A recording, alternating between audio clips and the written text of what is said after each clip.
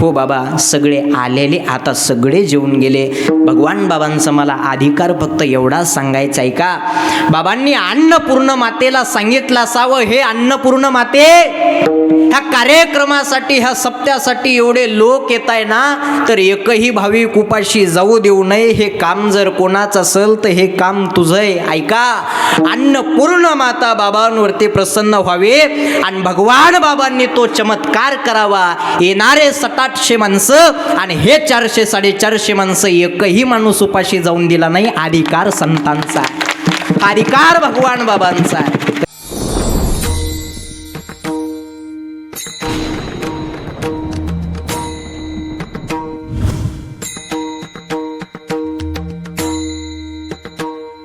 एवढ्या दिवसापासून भगवान बाबांची पुण्यतिथी तुम्ही आम्ही सर्वजण साजरी करताय. एवढ्या तोला मुलाने भव्य दिव्य अशा प्रकारचा हा कार्यक्रम दृष्ट लागावा असा तुम्ही करत आहात. पण मला सांगा, ज्या संतांची पुण्यतिथी तुम्ही आम्ही करतोय, ते संत नेमके होते कोण, ते संत काय होऊन गेले, याचा अभ्यास तुम्हाला कोणाला आहे का? बोला.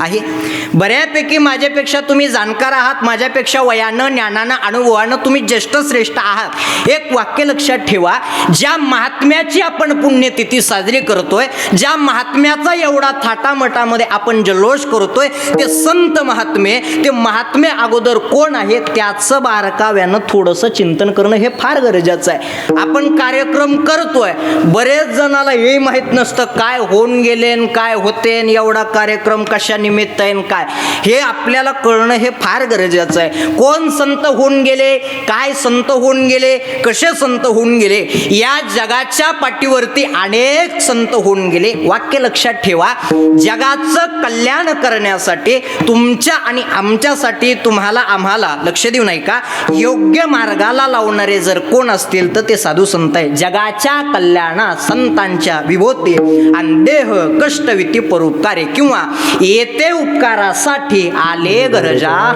तुमच्यावरती आमच्यावरती उपकार करण्यासाठी, अर्थात तुमच्यासाठी आणि आमच्यासाठी देह झिजवणारे जर कोण असतील तर ते मात्र साधू संत आहे.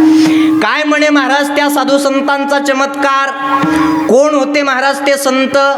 दुसरीकडे जायची काही गरजच नाही. भगवान बाबांचा एवढा तोला मोलाचा जल्लोष तुम्ही आम्ही करतोय ना, त्यांचं जिवंत उदाहरण आपण सगळेजण बघू. पुण्यतिथी आहे, आजच त्यांची पुण्यतिथी आहे. आता लक्ष देऊ नाही का, कोण होते हो भगवान बाबा? सर्वजण म्हणतो महाराज ते एक संत होऊन गेले, ऐश्वर्य संपन्न होते. ऐश्वर्य संपन्न नेमकं म्हणावं कोणाला? बऱ्याच जणाला हा प्रश्न आहे, ऐश्वर्य संपन्न नेमकं म्हणावं कोणाला? विचार करण्यासारखी गोष्ट आहे. लक्ष देऊ नाही का, ऐश्वर्य संपन्न म्हणजे ज्याच्याकडं कशाचीच कमतरता नाही, अशा महात्म्याला म्हणावं ऐश्वर्य संपन्न. आणि ते ऐश्वर्य संपन्न जर कोण असतील तर ते सद्गुरू भगवान बाबा होते. ऐका, काय ऐश्वर्य होतं बाबांचं आणि काय त्यांच्या शब्दामध्ये चमत्कार होता, काय त्यांच्या वाणीमध्ये चमत्कार होता, हे तुम्हाला मी एका वाक्यामध्ये सांगतो. जिवंत उदाहरण आहे बाबा. बरेच दिवस झाले, काहींना माहीत असेल किंवा माहीत नसेल, बीड जिल्हा, परभणी जिल्हा जवळपास तुम्हाला सगळ्यांना माहीत आहे, परिचयाचे आहेत. जवळपास तुम्ही सगळे तिकडलेच आहेत. भाग्य महाराज तुमचं आमचं सर्वांचं मराठवाड्यामध्ये असून तुम्ही आम्ही इथं पुण्यामध्ये सेटलमेंट होऊन एक भगवान बाबाचा एवढा मोठा जल्लोष तुम्ही आम्ही एवढे जण साजरी करतोय. याच्यापेक्षा काय मोठं भाग्य पाहिजे तुमचं आमचं सगळ्यांचं सांगा. सगळ्यांना माहीत आहे तुम्हाला, मराठवाडा म्हटलं अगोदर परभणी जिल्हा येतो. कारण सहज आपण बोलता बोलता काय म्हणतो, जगात जर्मनी, भारतात म्हणतो का नाही? माना तरी हलवा म्हणजे मला कळत जागेत म्हणून, असं आपण सगळेजण म्हणतो. आता ऐका, त्यावर परभणी जिल्ह्यामध्ये एक शेलू नावाचा तालुका आहे. त्या शेलू तालुक्यामध्ये एक गाव आहे, मोरगाव नावाचं गाव आहे. काय चमत्कार होता भगवान बाबांचा मी तुम्हाला सांगतो. ऐका, माहीत असेल बाबा, आपला त्यावेळेस जन्मही झाला नव्हता, तो पूर्वीचा काळ आहे, तवाचा काळ होता, जुना काळ. काय चमत्कार केला म्हणे भगवान बाबांनी तिथं. ऐका, त्या मोरगावमध्ये एक संत होऊन गेले. वामन महाराज ज्यांना आपण म्हणतो ते वामन महाराज. आणि तिथं जे सप्त्याचं नारळ दिलेलं होतं ना बाबा, ते भगवान बाबांनी दिलेलं नारळ होतं ते सप्त्याचं. आणि बऱ्याच दिवसापासून ते नारळ मंदिरामध्ये बांधलेलं होतं. सप्ताह तर सुरू करायचा आहे, पण नेमकं कुणी पुढाकार घ्यावा, कुणीतरी गावात सप्ताह करायचा आहे, काहीतरी कार्यक्रम करायचा जर म्हणलं तर पुढाकार घेण्यासाठी कुणीतरी पुढं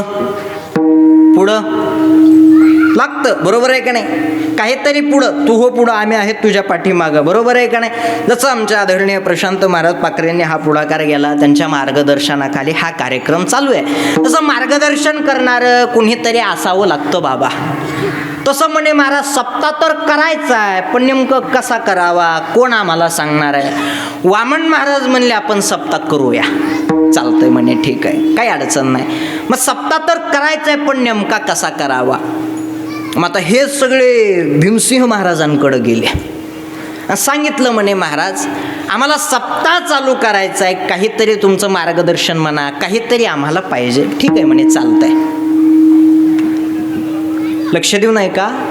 काय अधिकार होतो त्या साधू संतांचा मी तुम्हाला सांगतोय. सप्ताह करायचा ठरवलं, सप्ताह चालू होता. दुधना गंगेचं फार मोठं पात्र आहे, त्या पात्रामध्ये सप्ताह करायचा ठरवलं. उन्हाळ्याचे दिवस होते, कडाक्याचा उन्हाळा होता. पहिलं काही असे मंडप वगैरे, अशी सिस्टीम वगैरे नव्हता. पूर्वीचा काळ होता. लिंबाच्या झाडाचा म्हणा, आंब्याच्या झाडाचा म्हणा, वडाच्या झाडाचा म्हणा, तिथं मंडप दिलेला आणि तिथं सप्ताह चालू केला. बघा एवढा तोला मोलाचा सप्ताह होता बाबा, एवढा तोला मोलाचा, इतका मोठा सप्ताह होता. जेवायला 400 काटवटी माहिती आहेत का तुम्हाला? काटवटी, हा, बऱ्याच जणाला आता काटवटी सुद्धा माहीत नाहीत. हा, आता त्या पराती निघल्या ना, त्याच्यामुळं काटवट ही महाग पडली. आता जसा जमाना बदलला तसे आपण सगळेजण बदलत चाललो बघा. बरोबर आहे का नाही? आणि जसा जमाना बदलल तसं आपल्याला जमान्याच्या नुसार बदलावं. हां, काळ जसा बदलल तसं बदलावं लागतं. बरोबर आहे का नाही महाराज? बोलणं कळतंय ना तुम्हाला? हां, आता स्टँडर्ड झाले, आपण शुद्ध बोलायला लागलो आपण सगळेजण, अगदी एज्युकेटेड झाले तुम्ही, आम्ही सर्वजण. एकदा मी बाबा मुंबईत कीर्तनाला गेलो. मी जेवायला बसलो आणि एक बाई पायात चप्पल घालून मला जेवायला वाढायला आली. चप्पल होती पायात. मी म्हणलं ताई तुमच्या पायामध्ये चप्पल आहे? ती तिच्या भाषेत म्हटली हो महाराज, ही वाढायचीच आहे. मी म्हणलं अशा तुझ्या घरात चपला आहेत किती? ती म्हणे वाढायची वेगळी, शॉपिंग करायची वेगळी, फिरायला जायची वेगळी, प्रवास करायची वेगळी, स्वयंपाक करायची वेगळी. म्हणलं हाणायची एखादी असेल तर हाण. आता काय करते सांगा? एवढा जमाना बदललाय महाराज. जसा जमाना बदलल तसं आपल्याला बदलावं लागतं. विनोदाचा भाग सोडून द्या, इकडे लक्ष द्या.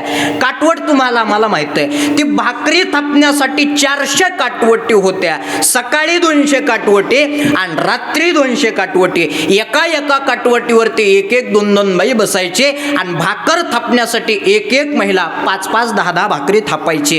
पंगत बसले की पंगत बसल्याच्या नंतर एका माणसाला एकच भाकर दिल्या जायची. जेवायला पंगत बसली की एका माणसाला एकच भाकर दिल्या जायची. ती भाकर अशी पात्रावरती कुस्कारायची, त्याच्यावरती आमटी टाकायची आणि त्याचं भोजन करायचं. मी पूर्वीचा काळ सांगतोय तुम्हाला, आताचा काळ नाही हा, अगदी पूर्वीचा आहे.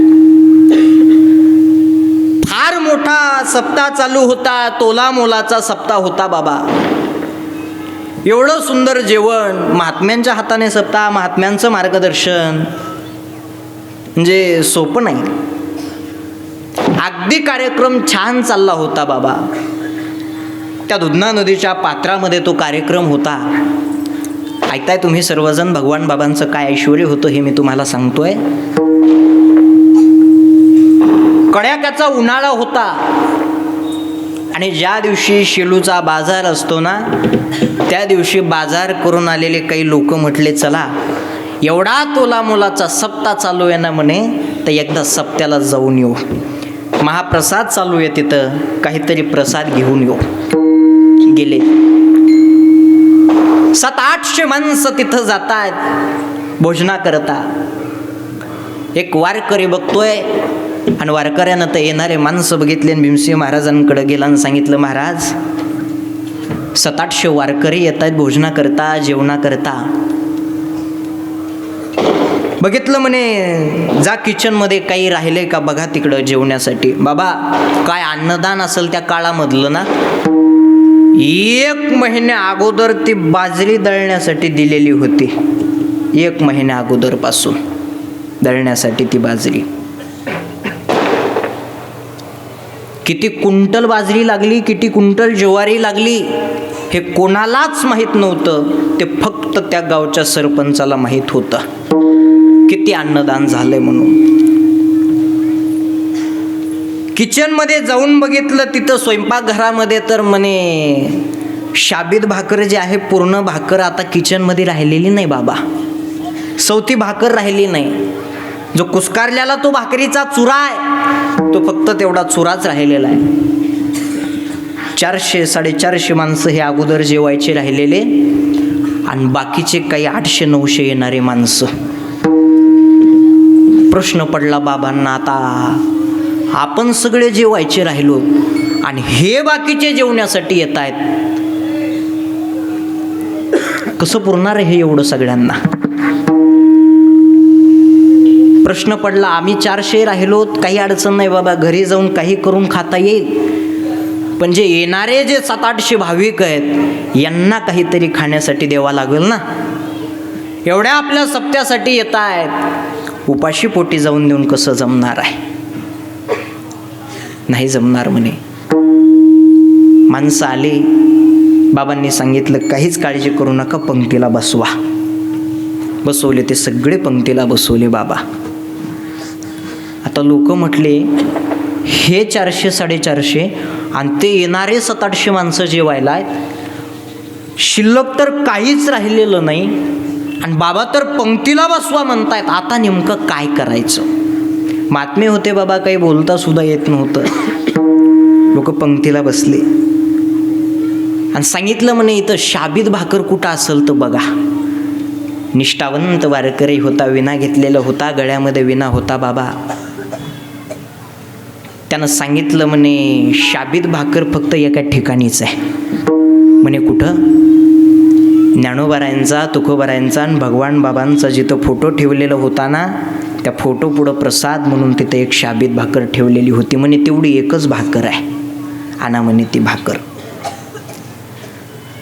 समोर बाबा ते गेले, भाकर ते हातामध्ये घेतली,